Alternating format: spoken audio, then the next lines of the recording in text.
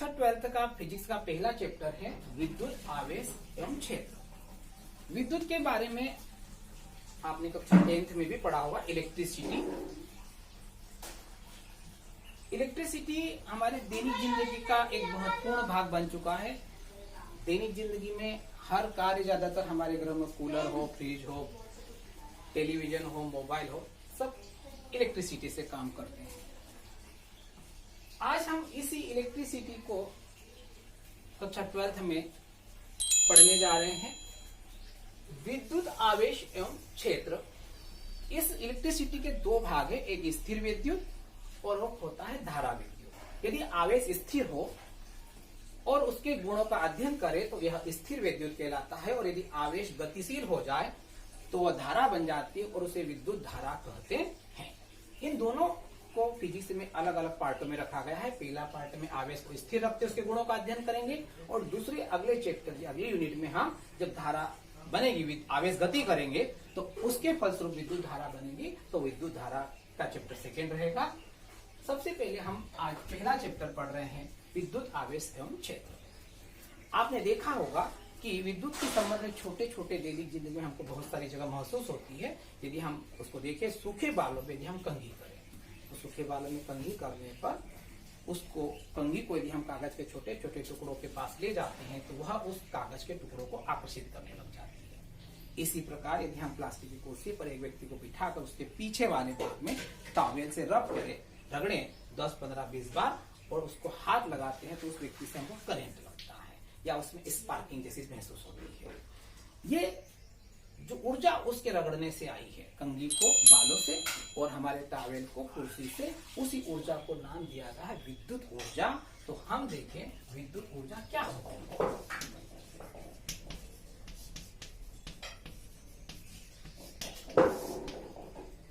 तो विद्युत ऊर्जा वह ऊर्जा होती है जो छोटे छोटे पार्टिकल्स को, कणों को या टुकड़ों को अपनी ओर क्या करती है, आकर्षित करती है। क्योंकि यह ऊर्जा एक घर्षण के कारण पैदा हो रही है, अतः इसे घर्षण ऊर्जा के नाम से भी जाना जाता है। और जिस पदार्थ में यह विद्युत ऊर्जा रहती है उसे विद्युतमय पदार्थ कहते हैं। जैसे हम जब सूखे बालों में, मैंने एग्जाम्पल आपके सामने रखा, कंघी करते हैं तो उस कंघी में भी यही ऊर्जा आती है। कौन सी? विद्युत ऊर्जा या घर्षण ऊर्जा। तो जिस पदार्थ में यह ऊर्जा होती है उसे हम विद्युतमय पदार्थ कहते हैं। यह ऊर्जा उस पदार्थ में आवेश के कारण आती है। आवेश क्या होता है, अगर हम इसको समझने की कोशिश करें, जो कि इस विद्युत ऊर्जा को उत्पन्न करने के लिए उत्तरदायी होता है, तो आवेश एक भौतिक राशि है। किसी राशि है? भौतिक राशि।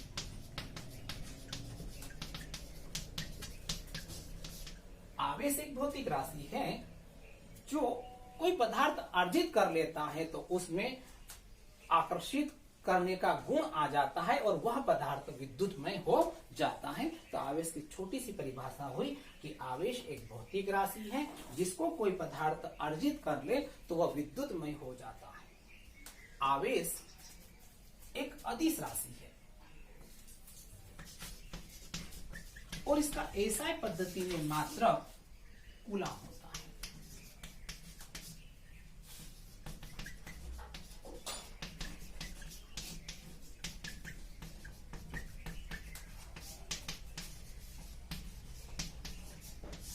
और इसे C द्वारा प्रदर्शित किया जाता है।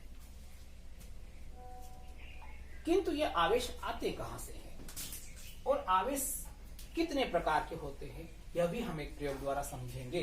तो आवेश की उत्पत्ति का कारण देखते हैं। यदि हम एक प्रयोग छोटा सा करके देखें, आप अपने घर पे भी यह प्रयोग कर सकते हैं और अक्सर यह प्रयोग आपके द्वारा हो जाता है, आपको पता ही नहीं लगता। यदि मैं एक कांच की छड़ लूं और उस कांच की छड़ को रेशम के कपड़े से रगड़ लो, कांच की छड़ को रेशम के कपड़े पर आप रब कर लीजिए और उसे एक धागे के द्वारा किसी दृढ़ आधार पर लटका दीजिए। छोटा सा प्रयोग देखेंगे आप। कांच की छड़, ये है आपका धागा, इसको कहां से रगड़ा है? रेशम के कपड़े से। एक दूसरी कांच की छड़ इसी प्रकार ली उसको भी मैंने रेशम के कपड़े से रगड़कर एक धागे की सहायता से दृढ़ आधार से लटका दिया। अब जब इस दूसरी कांच की छड़ को मैं धागों को पकड़कर एक दूसरे के पास लाता हूं तो यह पास नहीं आती बल्कि एक दूसरे को प्रतिकर्षित करती है।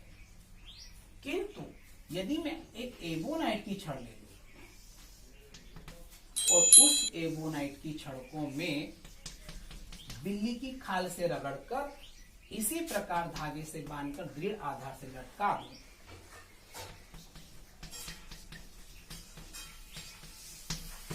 और यही प्रयोग मैं दूसरी एबोनाइट के छड़ के साथ भी करूं और उसे भी बिल्ली की खाल से रगड़कर मैं दृढ़ आधार से लटका दूं। अब इन दोनों एबोनाइट की छड़ों को धागे को पकड़ने जब पास लाता हूं तो यह भी पास नहीं आती बल्कि एक दूसरे को प्रतिकर्षित करती है।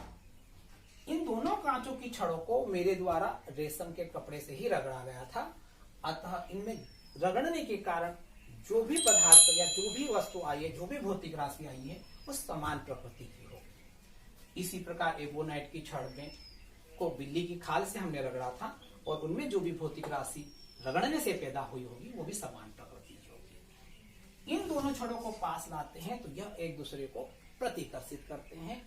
इन दोनों छड़ों को पास लाने पर यह भी प्रतिकर्षित होती है।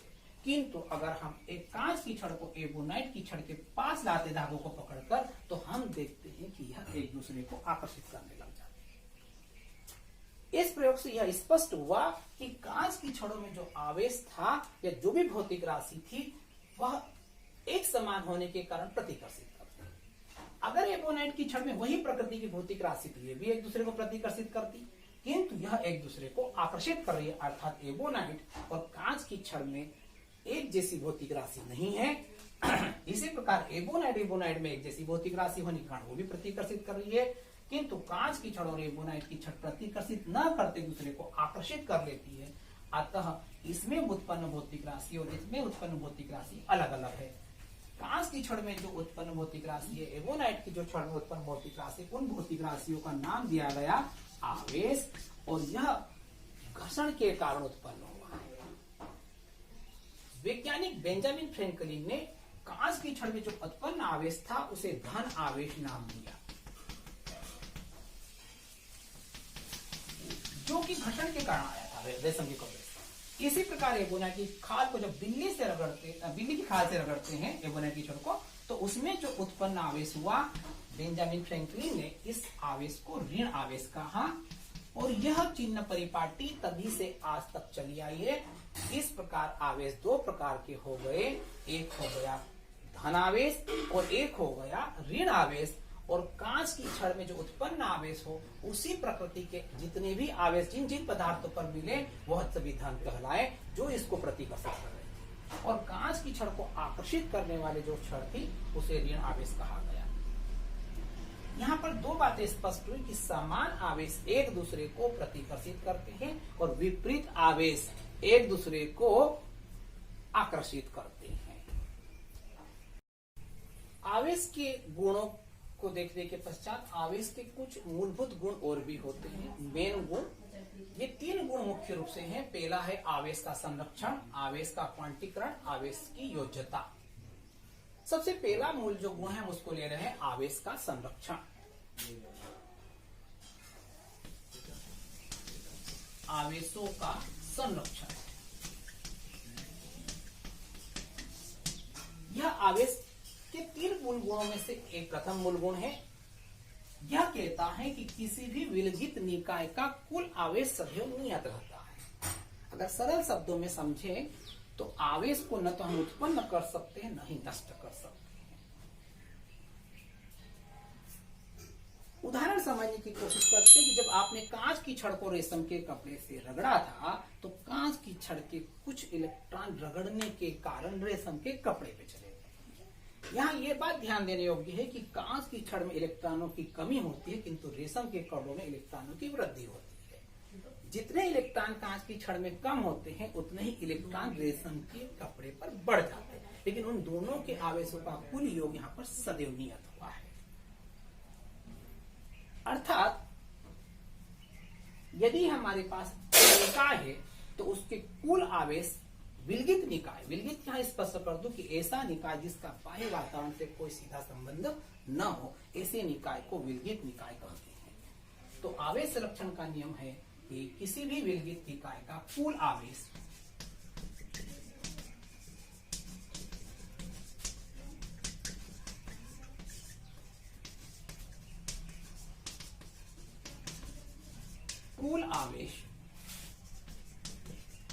सदैव नियत रहता है।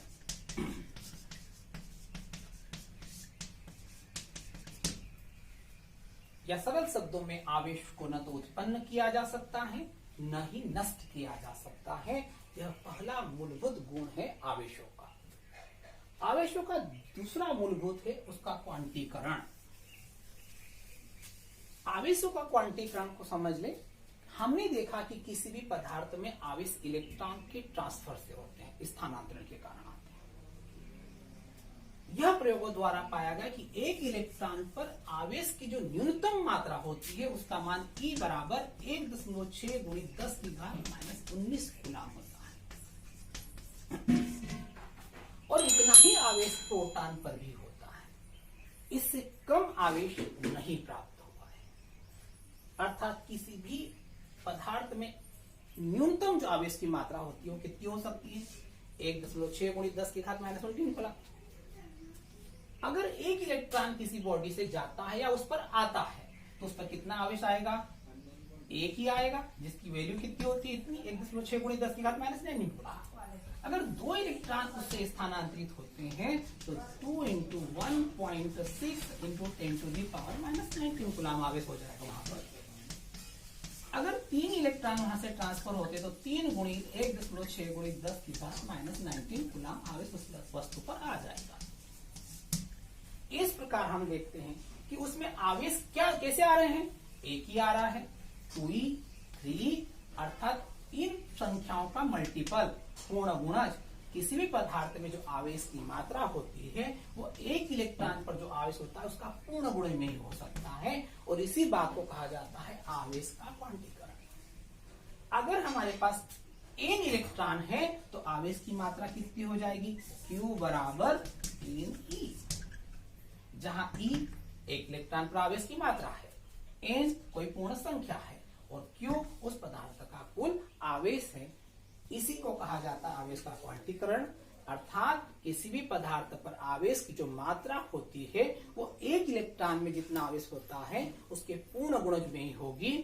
यही आवेश के क्वांटीकरण का सिद्धांत कहलाता है। इसे लिखा जाता है Q बराबर Ne, जहां n की वैल्यू 1 हो सकती है, 2 हो सकती है, 3, 4 एंड डॉट। इसी प्रकार E का मान आपको पता है 1.6 × 10⁻⁻19 कूलम। यदि इलेक्ट्रॉन हुआ तो यहाँ पर माइनस आ जाएगा, और यदि प्रोटॉन हुआ या धन आवेश हुआ तो प्लस, तो Q बराबर हो जाएगा प्लस माइनस Ne। इसे ही आवेश के क्वांटीकरण का सिद्धांत कहते हैं। आवेश का तीसरा मूलभूत गुण होता है आवेशों की योज्यता। यह कहता है, योज्यता का जो नियम है बहुत मैथमेटिकल, बीजगणित बहुत सिंपल होता है कि यदि मेरे पास कोई वस्तु या निकाय है जो छोटे छोटे निकायों से मिलकर बनी है, इसका आवेश Q1 है, इसका आवेश Q2 है, इसका आवेश Q3 है, तो इनका इस निकाय का जो कुल आवेश होता है उन समस्त आवेशों का बीजगणित होता है। अर्थात इस निकाय का कुल आवेश Q1 plus Q2 plus Q3 होगा। इस प्रकार जोड़ना ही आवेशों की योज्यता का गुण कहलाता है। अर्थात एक निकाय का कुल आवेश उसके अलग अलग आवेशों के योगफल के बराबर होता है। यही आवेश की योज्यता का नियम कहलाता है। तो इस प्रकार हमने देखा कि आवेश में मुख्य 3 प्रकार के गुण होते हैं या गुण होते हैं। पहला होता है आवेश का संरक्षण, दूसरा होता है आवेश का क्वांटीकरण, और तीसरा होता है आवेश की योज्यता। आवेश के क्वांटीकरण के सिद्धांत में हमने देखा कि किसी भी पदार्थ पर आवेश की जो मात्रा होती है वो एक इलेक्ट्रॉन पर उपस्थित आवेश का पूर्ण गुणज होती है। इसी क्वांटीकरण के सिद्धांत उसको आधार मानकर कुछ सवाल पूछे जाते हैं, कुछ प्रश्न पूछे जाते हैं। ये सामने आपके प्रश्न 2 दिए हुए हैं। क्या किसी पदार्थ में 6.0 × 10⁻18 कूलाम आवेश हो सकता है? यह आवेश के क्वांटीकरण के जो सूत्र आया था Q बराबर प्लस माइनस यानी उसी के बेस पर है क्वेश्चन ये। एक और प्रश्न है, कितने आवेश से 1 कूलाम आवेश निर्मित होगा? सबसे पहले हम प्रश्न नंबर 1 देख ले। क्या किसी पदार्थ में 6.0 × 10⁻18 कूलाम आवेश हो सकता है? हाल देखें, यहां आवेश की जो मात्रा है पदार्थ पर Q बराबर 6.0 × 10⁻18 कूलाम है और 1 इलेक्ट्रॉन पर जो आवेश की मात्रा होती है वो होती 1.6 × 10⁻19 कूलाम। क्वांटीकरण से हमें जो सूत्र प्राप्त हुआ है वो है Q बराबर NE, या इसे हम लिख सकते हैं N बराबर Q/E। तब N बराबर Q की जो हमारे पास वैल्यू है वह है 6.0 × 10⁻18। E की जो वैल्यू है हमारे पास 1.6 × 10⁻19 कूलाम।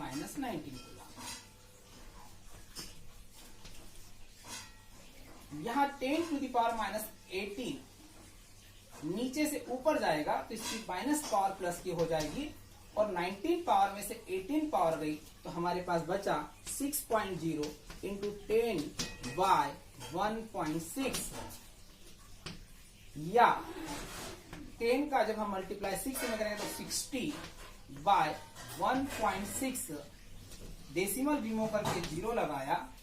अब इसको हम 4 से कैंसिल करें तो हमारे पास 600/16 प्राप्त हुआ है। 4 की टेबल 4 बार, 4 1 जा 4 और 4 5 जा 20, 4 3 जा 12, 4 7 जा 28 और 4 5 जा 20। आंसर हमारे पास आया 37.5। यहाँ जो n की जो वैल्यू है वह एक पूर्ण संख्या नहीं है, वह दशमलव में प्राप्त हो रही है और क्वांटीकरण का सिद्धांत कहता है कि n का मान सदैव एक पूर्ण संख्या आएगी। अतः यह जो आवेश हमें पदार्थ पर दिया गया वो संभव नहीं है, क्योंकि n एक पूर्ण संख्या नहीं है।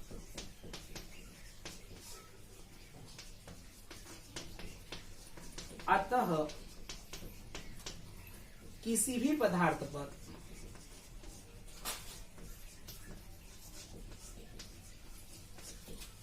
छह 10⁻10⁻18 कूलाम आवेश संभव नहीं है।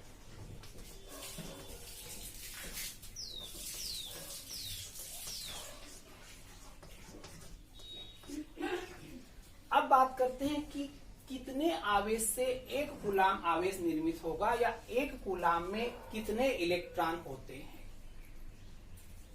यह भी क्वांटीकरण के सूत्र से ही प्राप्त होगा। हल देखें इसका हम। यहां हमें जो आवेश की मात्रा दे रखी है वो 1 कूलाम है, तो Q का मान 1 कूलाम हुआ। 1 इलेक्ट्रॉन पर आवेश कितना होता है? E = 1.6 × 10⁻19 coulomb. सूत्र क्या हमको याद हो चुका होगा अब तो। सूत्र है Q बराबर NE, या N बराबर Q/E। N बराबर Q का जो मान है वो 1 कूलाम, E का मान है 1.6 × 10⁻19। 10⁻19 पावर माइनस की होने के कारण अंश की ओर जाएगी, न्यूमरेटर की ओर, तो 10⁻19 अपॉन 1.6। अब हम 10 की पावर एक अलग कर ले तो यहां पर 18 बाय 1.6 पॉइंट रिमूव करा 100। 4 से इसको कैंसिल कर लेते हैं, 4 4 जा 16 और यह 25 बार। फिर 4 से कैंसिल होगा, 4 1 जा 4, 4 6 जा 24,